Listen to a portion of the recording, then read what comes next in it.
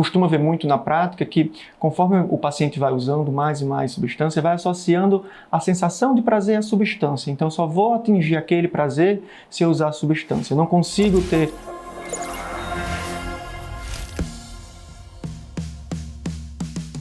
O LSD, tá? A dietilamida do ácido lisérgico, ela foi criada pelo famoso químico alemão Albert Hofmann, em 1943. É uma história engraçada essa. Se popularizou na década de 60 e ele foi desenvolvido a partir de um fungo presente no centeio, tá? E aí ele desenvolveu o LSD novamente com intuito clínico, tá? Com o intuito de, enfim, tratar algumas condições psiquiátricas, mas foi visto que ele alterava muito a sensopercepção, dava alguns sintomas ali psicodélicos nos pacientes, até nos estudos. Ele produz grandes efeitos alucinógenos em doses muito baixas, 25 a 50 microgramas, tá?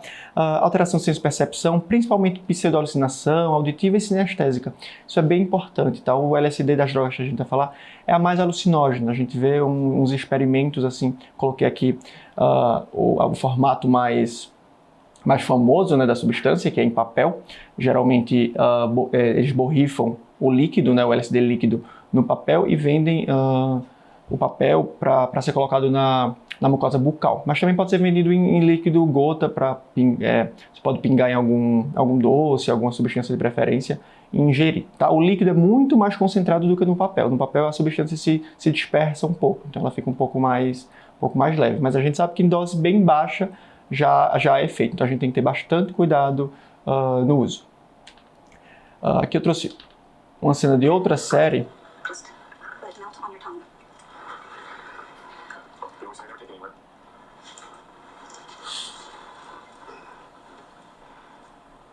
Aqui a gente vê que ele lê um bilhetinho que ele mesmo escreveu falando o nome, que ele está tomando LSD ali no ambiente terapêutico. Isso é no consultório de um terapeuta, ali nos anos 60.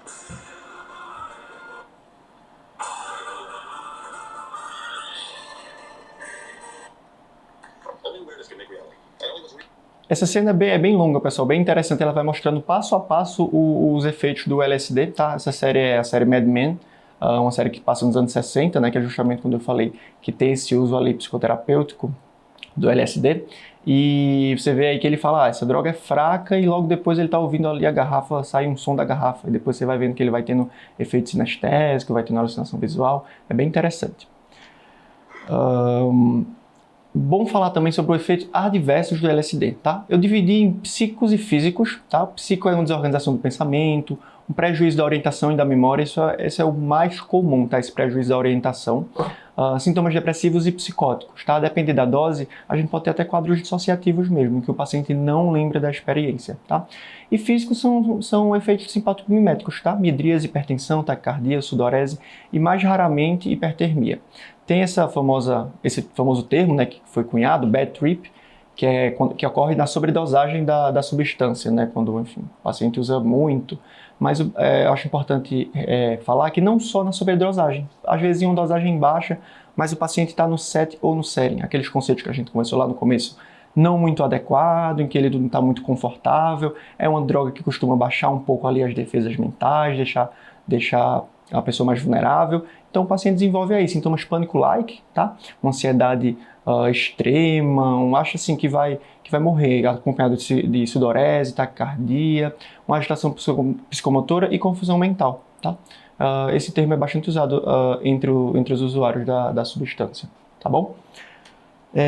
GHB, tá? O ácido gama-hidroxibutírico é uma droga que foi inicialmente investigada para anestesia e para melhorar a performance muscular, lá em 1960, tá? Mais recente, enfim, um dos subtipos, né, que é o GBL, que é um dos componentes, na verdade, do GHB, ele é usado como solvente na indústria, né? Ele é vendido como solvente na indústria. Quando ingerido, o GBL, ele se transforma em GHB, tá? Por algumas enzimas estomacais, tá bom? O GHB ficou famoso na mídia por ser uma droga facilitadora de abuso sexual, tá? Tem vários casos, assim, internacionais de pessoas que usaram essa substância, como é um líquido inodoro, incolor, é facilmente misturado em bebidas, em festas, e aí algumas pessoas alguns casos emblemáticos assim de pessoas foram presas por estar fazendo esse tipo de crime, tá? Tanto que nos Estados Unidos e na Europa o GHB é proibido, tá proibido a venda tanto do GHB quanto do GBL, tá? No Brasil a gente não tem regulamentação, mas o GBL ainda é vendido principalmente na indústria mecânica, tá bom? Então a gente vê que vem aumentando o uso do GHB aqui no Brasil. E qual é o efeito do GHB? É o efeito de relaxamento, euforia, desinibição, aumento do desejo sexual. Esses efeitos são iniciais, né? Por isso muita gente compara o GHB ao álcool, né? Que também dá esse relaxamento, essa desinibição do começo do uso. Ou então ao MDMA, porque aumenta também o desejo sexual. E o início é bem rápido, tá? De 1 minuto a 30 minutos, a depender da via de uso. A duração pode ir de 2 a 5 horas, tá bom? O ponto do GHB que eu queria que vocês retessem é que a dose de uso, né, a dose para dar um efeito ali legal, né, que as pessoas costumam gostar, é muito próxima da dose que causa convulsão, né? Então essa medição ela é uma medição muito delicada, muito fina, que às vezes o usuário ali na cena de uso ele não costuma fazer. Tá bom? Então, é uma droga que você tem que ter bastante cuidado. A gente vê muitos efeitos adversos da substância, tá bom? Principalmente o GBL, tá?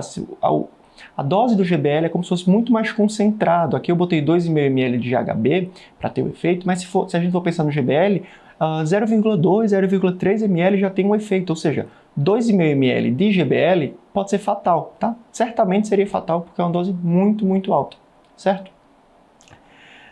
A ketamina também tá uma droga bem importante a gente falar aqui, a gente vê que vem aumentando o uso, foi descoberto em 1960 e lançado em 70 como um analgésico sedativo, tá? Como eu falei lá no começo, tanto para animais quanto para seres humanos. Ainda se usa em algumas cirurgias a ketamina para induzir ou manutenção de anestesia. É um anestésico dissociativo, né? Essa sensação de desconexão corpo-mente. E é uma droga que altera muito a sensopercepção, dá alucinações visuais, despersonalização, né? A pessoa fica ali sem saber direito quem ela é, desrealização, a pessoa não sabe qual ambiente está, perde um pouco ali a orientação auto e alopsíquica, né? Eu botei entre parênteses o keyhole, né? Que é um termo também cunhado aí entre os usuários, que é o famoso buraco do key, né? Que é quando a pessoa usa a substância e entra ali num quadro mais introspectivo, às vezes com sintomas noradrenérgicos ali, né? Taquicardia, sudorese importante, e assim, acha que não vai sair daquilo ali. Isso é um efeito da substância, tá?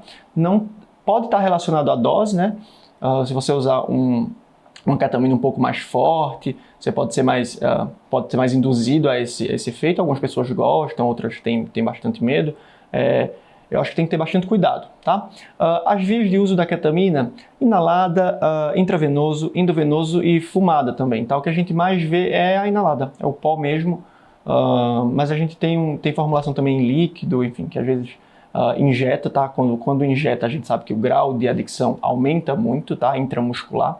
Lá no HC a gente tem um caso famoso de um paciente usando ketamina intramuscular e a gente vê que a adição é muito maior, tá? Porque a absorção é quase 70% da substância. A gente sabe que o inalado fica ali em torno de 25% a 30%, né? Então, mais que o dobro. E o início de ação depende da via de administração, assim como as outras drogas que eu falei aqui, tá? 1 a 30 minutos e a duração pode ser de 2 a 5 horas, tá bom?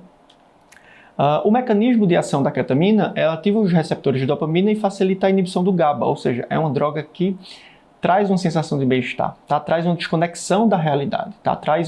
O paciente refere assim que se desconecta dos problemas, né? E quem não quer se desconectar dos problemas? Talvez essa não seja a melhor escolha, tá bom?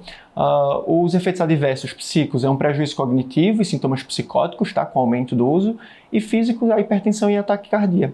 Quadros mais graves podem cursar com depressão respiratória, apneia, convulsão e rabdomiólise, tá? Essa depressão respiratória é bem importante, tá, pessoal? Tanto no GHB quanto na ketamina, são drogas que rebaixam um pouco, então a gente tem que ter muito cuidado no uso, né? Ela tem uma depressão respiratória, se o paciente, por exemplo, vomita, tem um quadro de náusea, de vômito ali, pode chegar a cair, aspirar esse vômito, e a gente sabe que isso pode levar à morte em questão de segundos, então a gente tem que estar bem atento, tá? Aqui eu tentei resumir numa tabela para vocês o quadro de dependência e abstinência de cada substância, tá? Primeiramente do MD, né, a dependência os estudos mostram que a dependência do MD é eminentemente psíquica e a abstinência são sintomas afetivos leves, um pouco de fissura, mas ali, como é uma droga extremamente recreativa, dificilmente a gente vê uma adicção ao MDMA, tá? Diferente da metanfetamina, que é uma droga que tem uma síndrome de dependência muito grave, uma síndrome consumptiva mesmo, o paciente fica muito emagrecido, irritado, diminuição do apetite, insônia, fica eufórico, né, esse aumento de dopamina. E na abstinência também é bem caracterizado, uma sobrecarga autonômica, arritmia, hipertemia, convulsão, que leva o paciente ali a estar buscando sempre o uso da substância, tá bom? Na ketamina, a gente vê também que é eminentemente psíquica a dependência, mas tem uma fissura já um pouco mais moderada, isso vai depender muito da via de uso, né, da frequência de uso do paciente. E na abstinência a gente vê sintomas afetivos e um pouco de fissura, tá bom?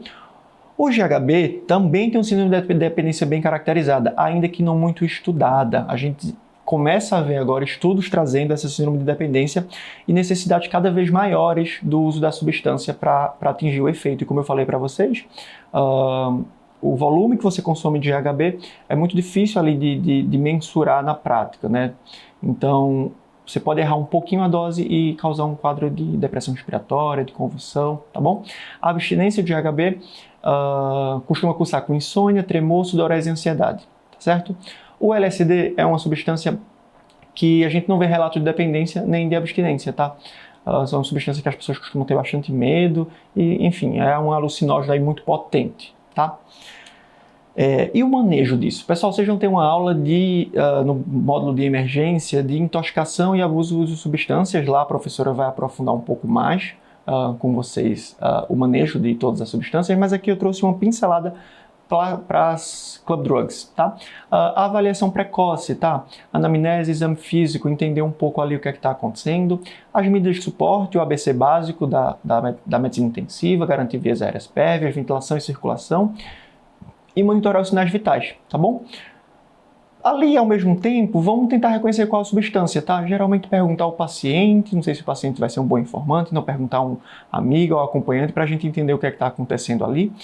Em caso de agitação psicomotora, a gente pode lançar mão de um benzodiazepínico, tá bom? Um diazepam, algum benzodiazepínico ali de ação mais rápida e ponderar o uso de antipsicótico, a depender da sintomatologia. Tá bom? E muito importante, não esquecer, encaminhar para o tratamento específico, tá? Caso identificado uso abusivo da dependência, esse paciente chega na emergência ali, a gente controla ele, hidrata tudo, não vai liberar, tem que conversar com o paciente, entender ali o papel daquela substância e encaminhar ele para um serviço que possa ajudá-lo, seja um CAPS-AD, um ambulatório específico, certo? E aqui eu queria falar um pouquinho para vocês sobre chemsex, né? Que é um termo, enfim, famoso agora, né, na mídia, chamado sexo químico aí, que está chegando aqui no Brasil. Na verdade, a prática é antiga, agora a gente só nomeou, né, o sexo químico. E a definição dele varia muito, mas é basicamente o uso de drogas antes ou durante o evento sexual, seja para facilitar, melhorar, intensificar ou prolongar a experiência, tá bom? As drogas mais usadas para esse fim, GHB, metanfetamina, cocaína e ketamina, tá? E o que é que, enfim, que se entende por isso? Essas drogas causam uma desinibição, né? O que preocupa a gente é que essa desinibição pode diminuir o cuidado, o uso de preservativos e aumentar o índice de IST, certo? A gente costuma ver muito na prática que conforme o paciente vai usando mais e mais substância, vai associando a sensação de prazer à substância. Então, só vou atingir aquele prazer se eu usar a substância. Eu não consigo ter um bom orgasmo, uma boa ereção, uma boa lubrificação se eu não uso a substância. Então eu vou dando esse poder todo para aquela substância. E aí a